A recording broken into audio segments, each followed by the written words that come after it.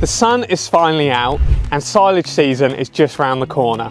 So we've come down to Rundle and Co Agri down in Winkley to run through some of the best ways that you can get ready for the silage season. We've got a mower, tedder, rake and a baler to run through. So let's start off and take a look at the mower. So I'm not repeating myself 4 times. With each piece of equipment, we need to make sure that the PTO guards are in good condition and fully protect the PTO shaft. We also need to grease up our UJs on our PTOs, and with each piece of equipment, every 8 hours of usage, we need to make sure that we grease up all the grease points. This just keeps the machine running smoothly and prevents any rust or corrosion.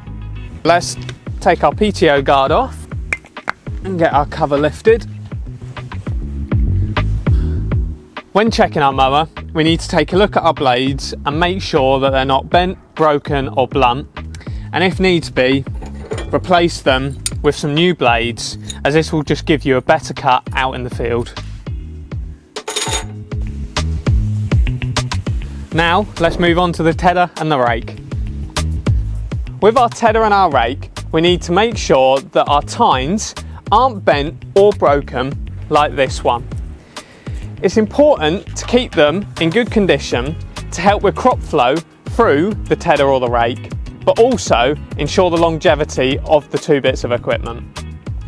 Whilst we're looking at the tines, it's also worth just keeping an eye on these bolts to make sure that they're nice and tight and our tines aren't going to come loose.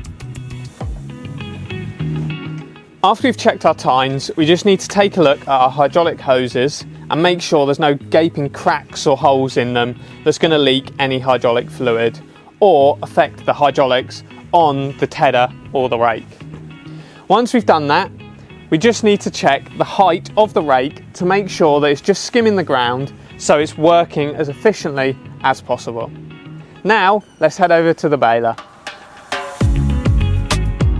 First up, with our baler, we need to make sure that all our pickup tines are nice and straight and not bent or broken. And if they are, we need to replace them with nice new ones, because this means that it just helps the baler work as efficiently as possible. Next up, a simple thing but commonly forgot, is bale netting. Make sure you've got enough on the reel, or if not, you've got a spare with you. Let's lift up the side panel and check that all our belts are in good condition, so there's no splits or frays in them, and if there are, make sure that we replace them with nice new ones. And whilst we're over this side, just check that all the connections and any hydraulic hoses are all in good condition, there's no splits or any holes in them. Now let's head over to the other side, where under here we need to check all of the chains and all of the links. Just make sure that all the rollers are running smooth and there's no broken links or anything that needs replacing, and if it does, to replace it with a new chain. And what this means is, again, it just makes sure that the baler is working as efficient as possible and it's not going to cause any bigger issues down the line.